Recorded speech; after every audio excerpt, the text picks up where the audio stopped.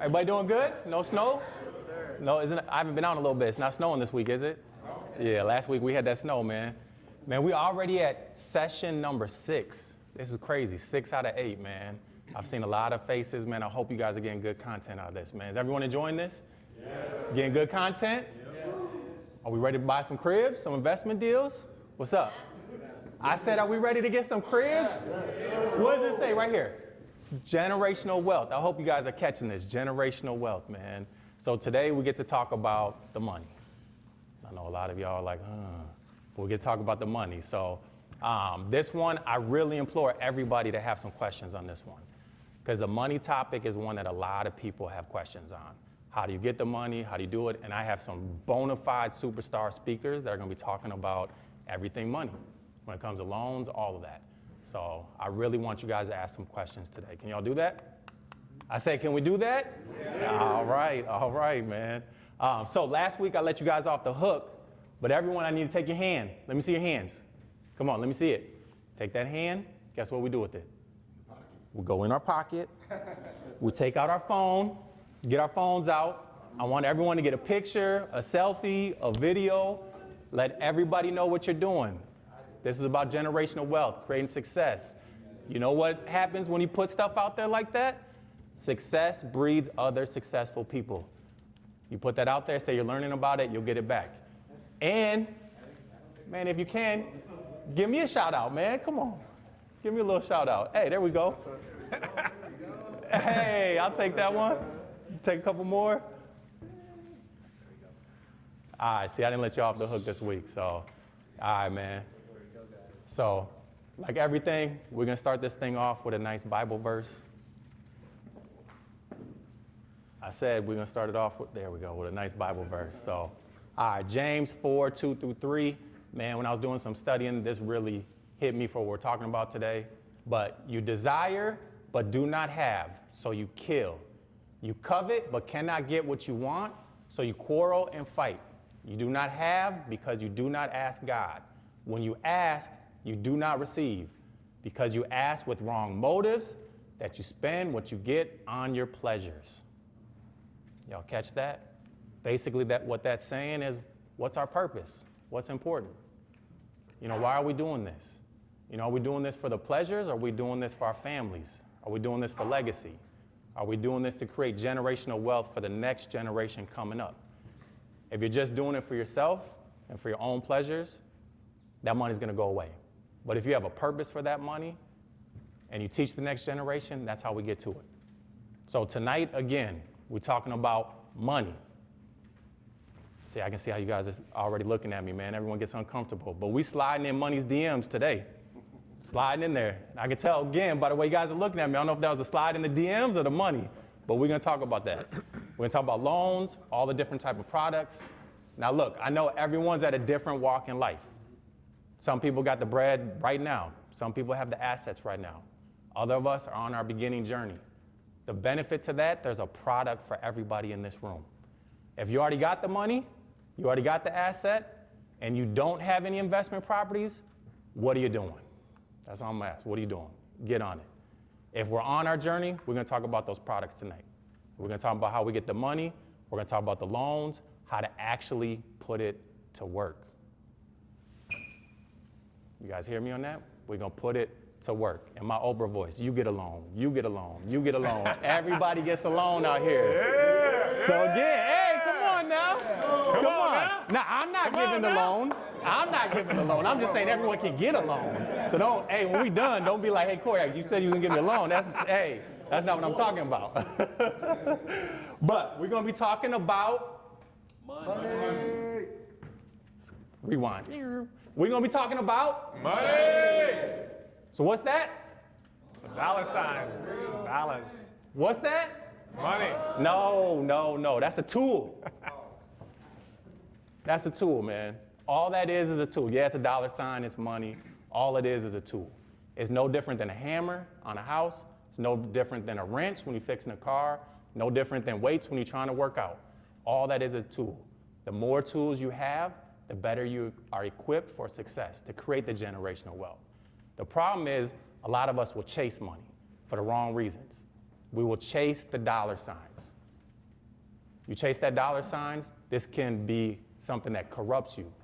This can be something that takes you down if you're just chasing the money. If you're chasing the tool that this can improve your life, get you the assets, get you the stocks, get you the investments, then this can enrich your life, can enrich your family's life. You can do something with it. You can create that generational wealth. So again, while we're on this journey, I want everyone in here to think, what is my purpose? Why am I doing this? Why am I creating generational wealth? Is it because I want the cars? I want the shoes? All of that? Or like we talked about earlier, do we want it for our families? Do we want it so our kids have options? That's what I'm doing it for. So never lose sight of that. I got a really good quote here.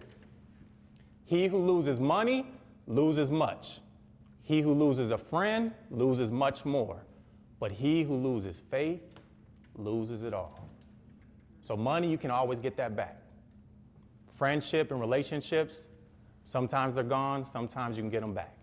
But you lose that faith, it's over. You lose that faith, it's a wrap. It don't matter what we're doing. So make sure we know, why are we doing this? Why is faith so important? See how quiet it got in here, man? I think I touched a nerve on that one. Hey, why are we doing this? All right, so we're gonna get to what all these different loan products are, all right? Types of investment loans. So this is investment loans. This isn't I'm trying to buy my first home. This isn't I'm trying to get down payment assistance. This is investment loans. Different type of loans we use to get investment properties. First one, who knows what a HELOC is? Home equity line of credit. For almost 90% of first-time investors, your first stop to get the money is a HELOC, typically on your first home. Now, we talked about HELOCs last week, so some of you guys got that, but this is one of the biggest tools we can use to start our investment property journey, is a HELOC. Commercial loans. In my opinion, commercial loans are the best. That's typically a local lender that owns their own money. They're not a big box retailer. Commercial, they have high limits that you can borrow. Very flexible if you have the money. This is for seasoned people. This is not for beginners. Conventional, that's more your brokers, your big box stores. Conventional, that's more, you can get a 5% loan if you're owner occupying it. Conventional is another tool. And I'm gonna go through all the pros and cons. So I see everyone already taking notes, but we'll get to the pros and cons. Hard money. Hard money. Who's heard of hard money? Who's ever used hard money? Who's still in business after using hard money? Yeah. Hard money, man, it's a really good tool. I think every investor I've ever talked to, every entrepreneur at some point in their life has either used hard money or is still using hard money. Hard money is not for beginners. If you're doing your first flip using hard money, I don't recommend it. You're doing your first multifamily, I don't recommend it. Until you are experienced, don't use hard money. And I'll talk about that in a minute. CD, contract for deed. This is one of the best tools if you can find it, but these are a unicorn. Contract for deeds are a unicorn. If you can find a true contract for deed where a seller doesn't own anything on the crib and he's willing to negotiate with you the price, contract for deed is one of the best types of loans you can get. Rehab loan. I mean, that's basically a loan that gives you the loan to buy the property and the loan to fix it up. Rehab loans, again, that takes experience. That takes you actually being in the fire before you can really get a rehab loan.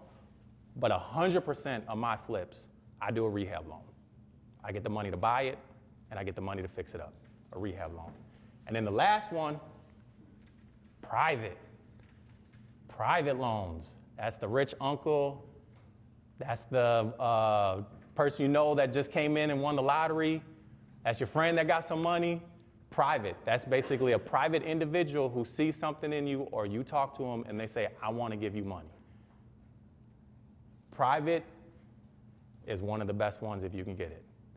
But if you do it wrong, this will tarnish your reputation and you will not get private money again. Y'all got that? So these are the main types of tools for the investment loans. Now we're going to talk about the pros and cons. A HELOC. Pro. Use your home as the equity. Use it to secure the money. You're using your crib. A lot of times it is credit-based, but the home is the biggest piece. It's easier to get approval. You can use that money for any purposes. If you get a HELOC, my personal thing is buy a house, buy a duplex. Do not buy a boat, do not buy a car, do not go on vacation. Don't do any of that with the HELOC money. But hey, if the bank gives you that 100 grand HELOC, you can literally do what you want with it. You don't have to put it on there. You can pay the loan back anytime, any amount. You take out 100 grand, you could pay back 20, you could pay back 30. You take 100 grand out today, you could pay it back next week. It's flexible. Best way to get your first property if you don't have any money saved, HELOC. Cons, it uses your home equity, secure the money. So if you mess it up, you got no more equity in your crib. You just reduce the value of your house. Takes your home equity away. The rate is based on market trends. You can't lock this in. This rate will fluctuate. It'll go up and down. And this can be very expensive if you don't have the right partner on it. Commercial, typically local, not big box. Easier approval, can be based on the property and skill set versus credit and income. So there's commercial banks out there that I work with that'll give me a running line of credit for a certain amount of money. 3 million, 5 million, 10 million, whatever it is. That is based on skill set. That is based on my reputation. That is based on doing deals. So that can be the approval is based on you as the entrepreneur, not your credit, not your income. But again, that takes a while to get there. Flexible terms, they have really good client relationship, high borrowing limits, great for professionals, and the best is for 5+ units or the big flips. Cons, high down payment, minimum 20%, and that's even gone up. A lot of cases, it's even 25%, 30% down. Rate based on market trends, again, that rate typically fluctuates, can be expensive, and commercial loans, again, is not for beginners. I would not recommend this on your first one, but I digress. Conventional, low down payment, the rate's always gonna be the best, great for beginners, client relationship is really good, you can get high borrowing limits, and it's best for those multifamily duplexes, triplexes, 4 units, conventional. It's a big box lender. Looks like I got a spelling error, my bad. Big box. I don't know what a big box is, but it's supposed to be big box. And the reason I say big box lender is sometimes you are just a number. Your loan number 856321, you try and call on somebody, it's not always gonna be the best. On that commercial, I have a direct source that I can get the president of the bank in a room to make a decision on a property. I can't do that with the big box lenders. They're like, dude, you don't fit our box. Your loan is just one of a million. We don't know who you are, we don't care. Not flexible on terms or qualifications, I talked about that. And bank deposit requirements. Sometimes in a conventional situation, they want you to have your money at their bank. You can't just come grab the money. They're like, we want your 50,000, 20,000, 100,000 sitting at that bank. Some people are like, I got it. Other people are like, man, I got one bank. Hard money, pro, same as cash. It's quick, easy approval, can be low down payment. Hard money can finance the whole thing 100%. Can get the funds for purchase and fix up, best for flips. I mean, again, I haven't met one single flipper in this game that has not used hard money. So hard money is definitely a tool that can be used. Super, I should have underlined it, capitalized it, something, but super high rates. The rates can kill you. Short term to perform, typically less than 9 months, sometimes 6 months, sometimes 3 months. So that means if you don't get that project done in that time, man, they can just take it back and you got no recourse. It's over. It's done. No protections. Fees so high, a lot of first-time investors break even using this loan product. If you don't calculate the product good, you don't calculate the house, the flip, and you get into hard money, a lot of times the only person making the money is the hard money. And in some cases, not only is the hard money guy making the money, but you've got to bring money to the table just to get from under the property. That's how bad it can get. Imagine buying a flip and you, at the end of it, sell it, and you have to bring $10,000 just to get from under it. That means you didn't make no money. That means you're giving them money. So again, this is a good tool, but you really have to be careful with this one. Contract for deed, flexible terms, that's the biggest pro. Contract for deed is me and the seller coming up with the terms. Literally, the seller could say 1% down, 0% down, 50% down, 20% down. 5% rate, 10% rate, whatever you and that seller negotiate, that's what you can get on a contract for deed. Easy to negotiate, can be lower rates and easier terms, flexible down payment, easier approval, because the seller's the bank. We're not going through banks. We're not going through credit. We're not doing all that. Con, can't really leverage it because the seller still has equitable title. They're still sitting on it. So you can refinance out of it, but you can't really put it up as collateral. You can't do a HELOC on it. You can't really leverage that asset too much. Short term to perform, typically 2 to 5 years. And a con, in a contract for deed, you miss one payment. There is no 6 months redemption, 1 year redemption. That seller can say, you know what, I didn't like this, 30 days, I got this property back. Contract for deed. Cancel it. Rehab loans. Pro, money for purchase and to fix up. Great for flips and long-term holds that need work. So again, long-term holds that need work. That's basically duplexes, triplexes, 5 units, whatever it is. Con, they can have high rates. Again, short-term to perform, paying interest for a house and fix-up fund. So you are now borrowing the money for the house, borrowing the money for the fix-up. So you're paying interest on the whole nugget. That can be expensive if it takes a long time to do the project, and you have to go through a draw process. That sucks. So what that means is they'll say, hey, we'll give you $100,000 to fix it up, but you got to go through a title company to get that money, and you have to prove that, hey, this contractor has a bid that hasn't been paid, or you paid for it. They're not just going to give you the money at closing. You got to go through it. So it can be a hassle where it's like, hey, I did pay this contractor, and they want a lien release. You need the money by Friday. And the bank's like, I don't care. Until you give me my stuff, we ain't giving the money. So that part can really suck. So that's the rehab. Private, flexible terms. Again, it's kind of like the contract for deed, man. You just are dealing with whoever it is, your friend, your uncle, whoever it is. You negotiate those terms. Typically, no qualifications. Typically, this is a person that has seen you grinding, working your way up, and they're like, hey, man, I see something in you. I want to put some money to work. I don't want to do the flips. I don't want to do the rentals. But hey, I'll give you this money at a certain interest rate. Fast, easy to use, negotiable rates. The con, normally it's a friend or family. So if it goes wrong, you got the potential to burn that relationship or that bridge. So if it's your friend, your uncle, whoever it is, and you don't get the project done and you're on the hook, when you at that family barbecue for 4th of July, they all looking at you funny because you messed up the bag. And then all of a sudden you stop going to 4th of July barbecues. So that's the con, man. You can really mess up some relationships if you don't handle this right. But again, I can't stress this enough. I talked about it, I think, in week 3. But the money in this whole equation of building generational wealth, the money is by far the easiest thing to find. The money is the easiest thing to find. There are so many people out here with money that want to put it to real estate, that don't want to be the flipper, don't want to be the landlord. There's a lot of money out here. So this part right here can become the easiest equation in all of this. Y'all get that? Y'all got the deer in the headlights look. Y'all good? All right, some money hacks. So this is the last week I'm gonna do the whiteboard. I'm gonna bring this whiteboard up here. I think last week it hit. I think a couple weeks ago they liked it. Not yet. But I'm gonna bring it up. So money hacks. We're gonna talk about some money hacks. I'm gonna show you how I pay for travel.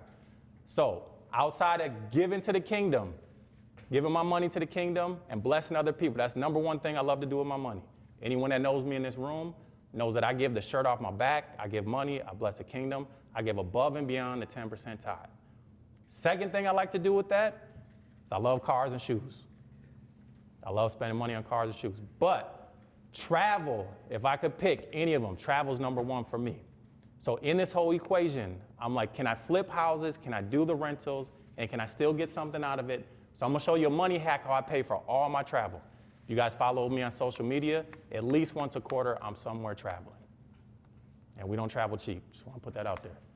How I save 15 to 30% on my real estate deals. So again, people ask me all the time, how do you save on these rehabs? How do you save? How do you get your budgets down? When I calculated my budget to flip it, man, it was 100. Corey, how come you came in at 60? I'm gonna show you that. You guys want some money hacks?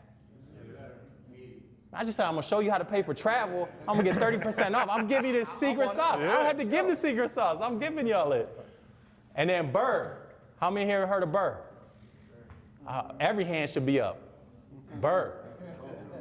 Buy, rehab, rent, refinance. You know what we called BRRRR back in the day before TikTok and social media got a hold of it? Anyone? You know what we called it?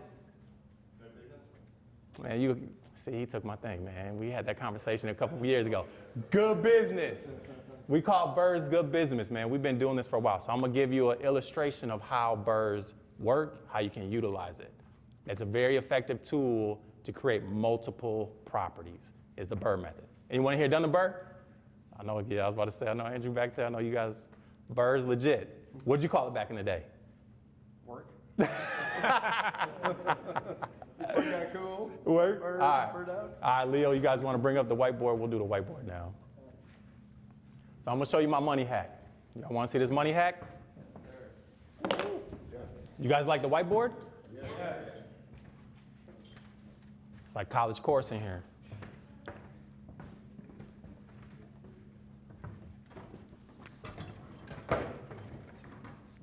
All right, Leo, good job, man. Good job. So my interns, they told me last time I did the whiteboard, my marker couldn't read it, so I hope I got a better marker this time. So, can everybody see that one? That's not the money hack. All right, 2010. Everybody see that? Can anyone guess what my credit score was in 2010? If you guys have been following this class, you probably could have some guesses. Anyone? 580. All right, anybody else? 600. 600? All right, so we got 580. Who? Someone said something? 550? Close. Guys are still off. 540. You were closest. Golf score. Hey, Ricky, what does it take right now to get a loan? What's like a minimum 580. You know, you get a loan at 580, but. But no. Give me the real. Don't give me the but. Give me the. If I sent you a referral, what credit score do you want to see? I'd like to see at least 700s, but 680. 670. 660. All right. So someone comes with 540. Get them up 40 points. Whew. All right. Get an FHA. All right. Credit card. All right. Can anyone guess what I could afford on a credit card? Like what my maximum purchase was on a credit card. $500. 250. Yeah, credit limit. There we go. See, that's the word I was looking for. What was? Let's rewind it. What was my credit limit on a credit card? 500. $250.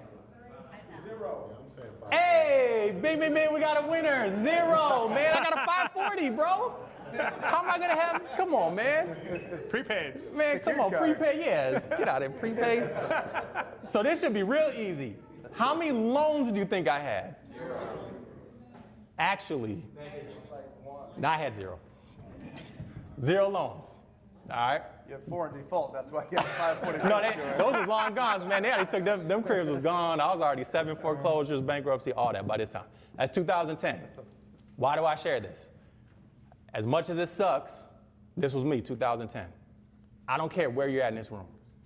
I don't care what you got going on. You can accomplish anything in this world, especially when it comes to generational wealth. 540, 0 credit card, 0 loans. This was my life. And if I did a little bonus one, I owed taxes, 150, oh, my 5's a little bad, 150. I have to bring up another marker. I know. Dollars, right? K, 150,000. I was another 100,000 in debt. Based on all those foreclosures I lost, all that, another 100K in debt. That's your bonus right there. You know how much money I had for gas? 0. You know who I asked for gas money? You didn't have a car. The wifey. Nah, I ain't gonna put that on there. To even go show a crib, I didn't have the money to put the gas in the car to go show a crib. Again, why do I say all this? Motivation. Let y'all know y'all can accomplish it. The problem is we live in a microwave society. We want to go from point A to point B as quickly as possible, and we want the glory. But some of us, it takes us 5 years to get in debt, 10 years to get in debt, 15 years to get in debt, and all of a sudden in 1 year you want to be out. You want to be balling, you want to have the money, all of that. That's not how it works. Took you 10 years to get in debt, it might take you 10 years to get out of debt. Y'all hear that? 2020. 10 years. 10-year journey. 10 years. I can go through all of it. Credit score. What'd you say the credit score was you wanted? I'd love to see a 780 for you. Got that. I'm above 780. Credit card. What do you think my credit card limit is now? 100K. 250,000. And not quite. On one of them, I'm 200. But on multiple ones, I'm more than that. I got probably like 4 or 5 now. How many loans do you think I have? 0. I wish. I got good loans. So I don't have loans on cars. I don't have loans on furniture, nothing. All my loans are good. I got 12 property loans right now. 12 property loans. But that was 10 years. I mean, people have been here, I've been hearing the stories, hearing about the generation wealth. But that was 10 years. People see where I'm at now doing these $1 million flips and like, Corey, man, it looks so cool. I want to be there. I want to do it. I want the $1 million, all of that. Yeah, that's where I'm at now. But y'all got to see where I was at here, because a lot of us, this is our starting point. And I would guarantee, I shouldn't say guarantee, but I would venture to guess that you guys don't have this in this room.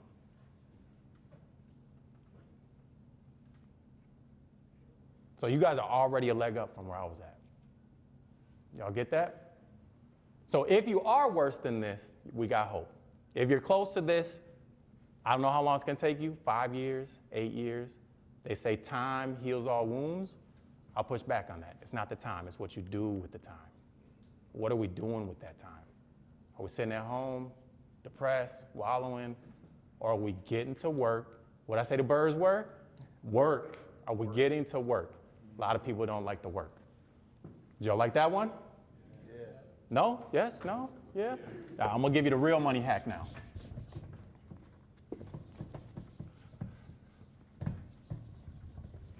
Like Professor Corey, man. Hey, you know what I'm saying? Yeah. Man, hey, if this real estate stuff doesn't work out, maybe U of M got a job for me, man. Hopefully.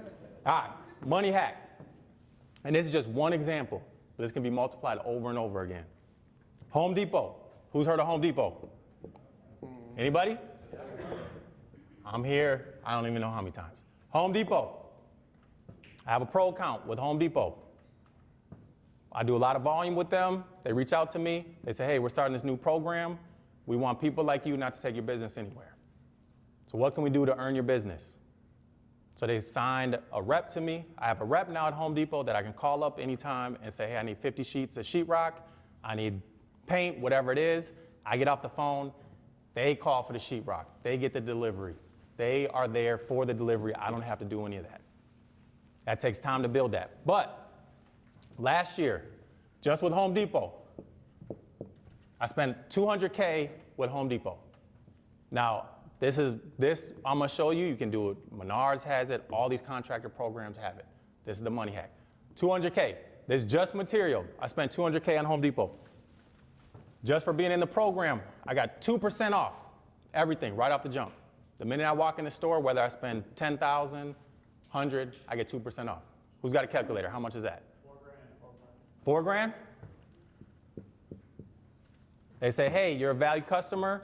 If I'm part of a network group, a real estate group like Minria, they're like, we'll give you another 2% off everything. All right, so I got 4K.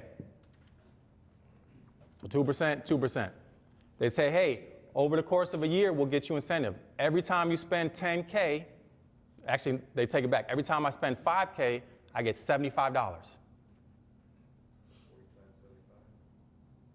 So 80 times 75, I think. Every time I spend 5K. How much is that? Now where I'm at.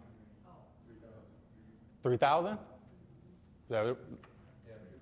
3K in gifts. Outside of this, I get bulk pricing directly from the manufacturer. That's anywhere from 10% to 50% off. Cabinets, appliances, tile, paint, all that. Last year, I was at 28% as a whole off. What's 28% of 200? 56. All right, anyone got a calculator? 67. $67,000. What percentage of that is that 200? Corey, where are we going on our trip? No, hold on. 33? All right, 33%. What did I say? 30%. So this is where the hack comes in. All right, so Home Depot, I'm getting all that off, right? Went back to that credit card. Amex. Everybody know what an Amex is, right? I got the travel Amex. Platinum. Ooh, I'm platinum. Good for me. Amex. That 200K, I use my Amex to do that. Every single purchase I did, I put on that Amex. I get about a 1.5% or 1.5 points, whatever you want to call it. So that's 300,000 points in a year, just through Home Depot. So that's about $3,000 every year that Amex gives me for using Home Depot. 3,000.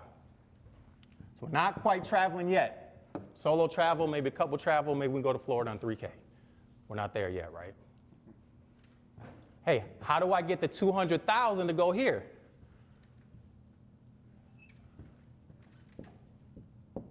Rehab loan. Rehab loan. So this is the money hack. I'm not using the funds out of my bank account. I buy those cribs, I get the commercial financing, I get the rehab loan. Hey, every time I spend something on my Amex over at Home Depot, hey, Home Depot, I need to buy countertops, I need to do whatever it is. I use my Amex to buy it. I go back to my title company. Hey, I just spent 20K on cabinets. Put it on my Amex, pay it off. That's the money hack right here. Getting the money from the rehab loan, pay your Amex every day, goes here. Now check this out. So that was 200,000 from Home Depot.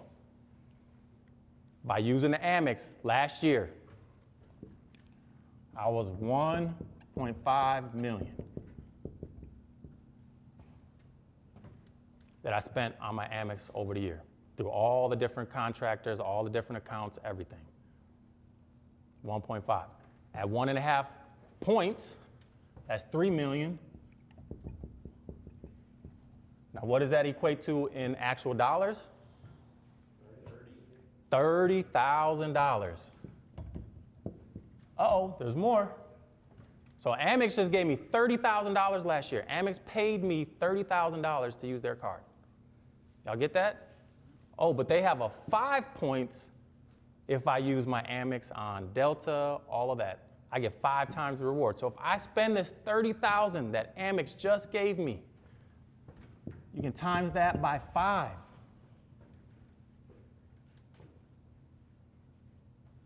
That would get you to Florida. Now I got 150. Jet setting. Y'all get that? Nah, man.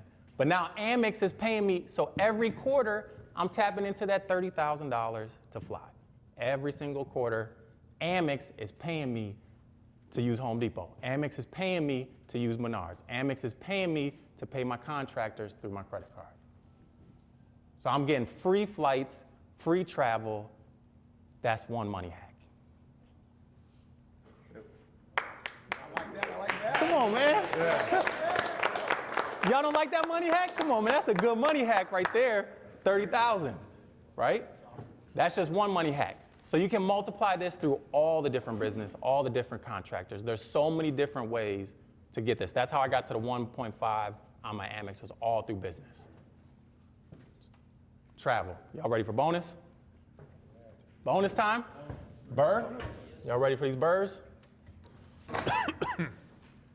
BRRRR.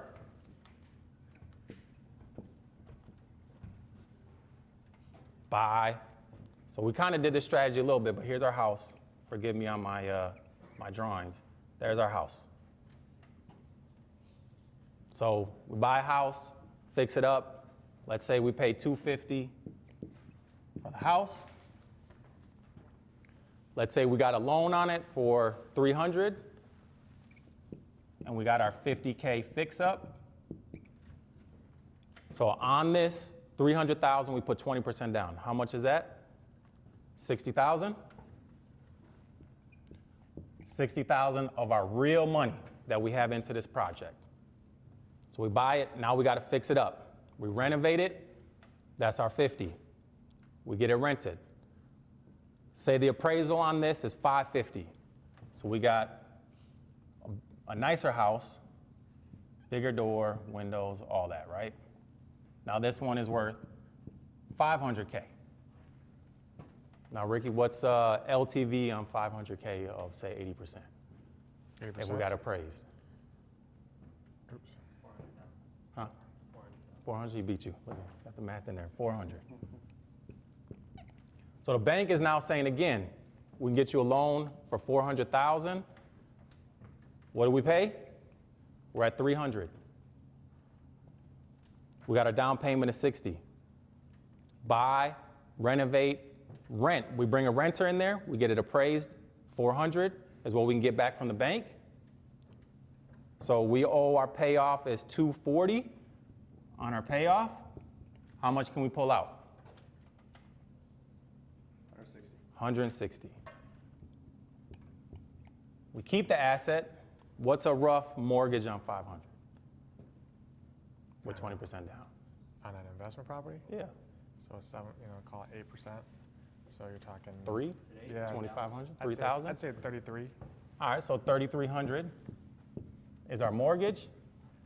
So in this scenario, if we get someone to pay rent, say this is a duplex, 2-unit, 4-unit, whatever it is, was he close? 2935.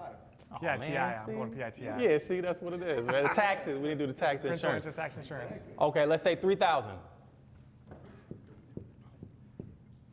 3,000 is our mortgage. We get a tenant in here for 3,500. We're cash flowing 500. Oh, not K, but 500. So now we just picked up an asset. So our loan on it, our new loan is 400, but the appraised value is 500. So we have 100K in equity. 100K in equity. My writing's getting a little sloppy. 100K in equity. Hope you guys can read that. And we put how much into this? 60,000. And we pulled out how much? So I pulled out 100,000 cash. Because I repaid myself, 100,000 cash. So if you do a BRRRR right, you got 100,000 in equity, and I pulled out 100,000 in cash, and I'm cash flowing 500. That's how you get a boat. That's how you get multiple boats. So how many times you do this? You do this over and over and over and over again. You do it on duplexes, 4 units. I do this on buildings, apartment buildings. Some people do it on singles. But in a scenario like this, 60,000 was our original nugget that we had to pay to get into it. At the end of it, I cleared 100,000 in my pocket, and I still got 100K in equity. You do this 5 times, think you quit your job? You do this 2 times, you think you quit your job? Yes. You do this 10 times, you think you can retire? Hey, I love that one. I love that one. So BRRRR, buy, rehab, rent, refinance. That's why BRRRR is so popular. That's why I took off on TikTok. Now it seems easy. I'm gonna tell you, it's Hard. It is. and work. But the possibility is there. Y'all got that? BRRRR. Definitely check into this. I mean, we talked about it last week, but BRRRRs can be a very powerful tool to accumulate a lot of properties and pull money out. Y'all good? Y'all ready for some questions? Do people have some questions in here? I hope so.